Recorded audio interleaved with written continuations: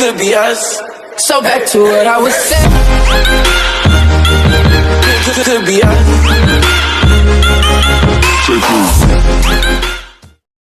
Yo, what's up mga peeps? Padspad nga pala nagbabalik, che. Ang project pala natin ngayon is biomechanical tattoo shock. Kasi ito yung gusto ni sir.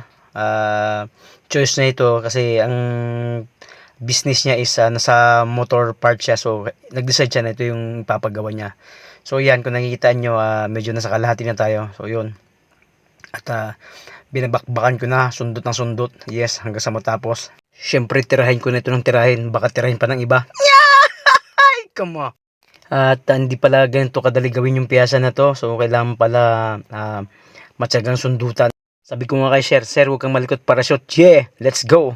Kung pwede ka lang magtawag ng lahat ng santo na nakapaligid sa'yo. Baka gagawin mo.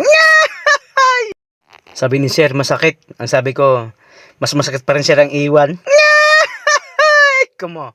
At sa napapansin ko kay sir, hindi ko alam kung napapangiw ba siya or nangirite.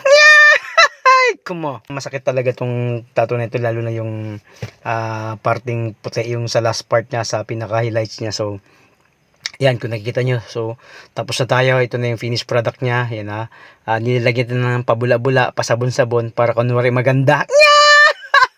Come on.